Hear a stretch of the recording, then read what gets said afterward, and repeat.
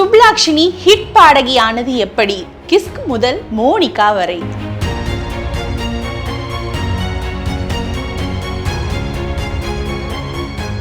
சமூக வலைத்தளங்களின் வருகைக்கு பிறகு ஒரு பாடல் மக்கள் மத்தியில் வரவேற்பு பெறுவது என்பது இணையத்தில் அதற்கு கிடைக்கும் பார்வையாளர்களை பொறுத்ததுதான். ஒரு நாளில் ஒருவரை உச்சத்தில் தூக்கி வைப்பதும் கீழே தள்ளுவதும் இணையத்தில் சாத்தியமாகிவிட்டது. சமூக வலைத்தளங்களில் தங்களின் திறமையின் மூலம் ட்ரெண்டிங்கில் தொடர்ந்து இடம்பெறுபவர்களே இளம் தலைமுறையால் கொண்டாடப்படுகின்றனர்.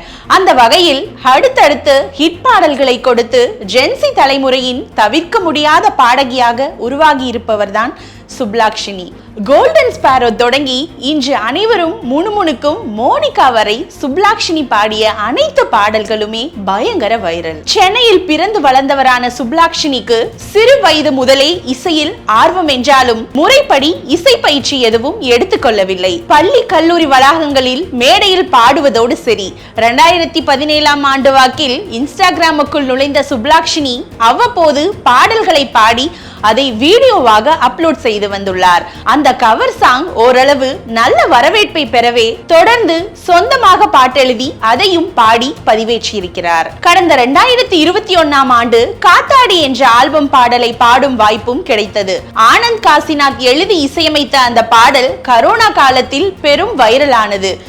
இது ஜிவி பிரகாஷின் கவனத்தை ஈர்க்கவே தனுஷ் இயக்கத்தில் வெளியான நிலவுக்கு என்னடி என்மேல் கோபம் படத்தில் இடம்பெற்ற கோல்டன் ஸ்பாரோ பாடலை பாட சுப்லாக்ஷினிக்கு வாய்ப்பளித்தார். இந்த பாடல் 2K கிட்ஸ் மத்தியில் பயங்கர வைரலாக ஹிட் அடித்தது.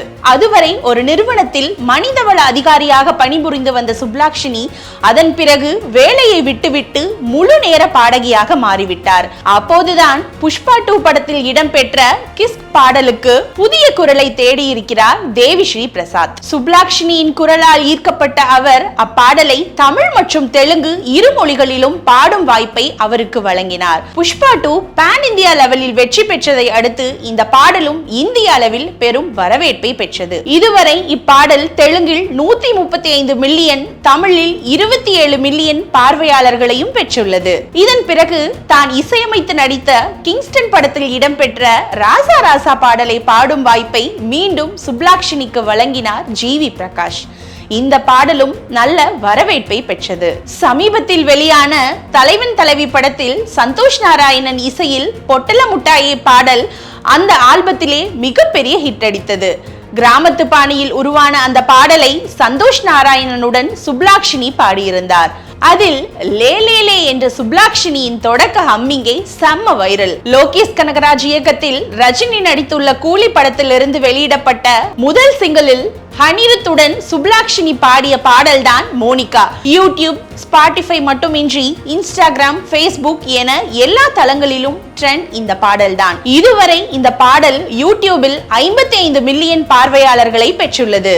ஸ்பாட்டிஃபை தளத்தில் நம்பர் 1 ட்ரெண்டிங்கிலும் உள்ளது. இளையராஜா, AR ரகுமான் இசையில் பாட வேண்டும் என்ற விருப்பம் தெரிவிக்கும் சுப்லாக்ஷினி இந்த ஆண்டு இறுதிக்குள் சுயாதீன ஆல்பம் ஒன்றை வெளியிடும் திட்டத்தில் இருக்கிறாராம்.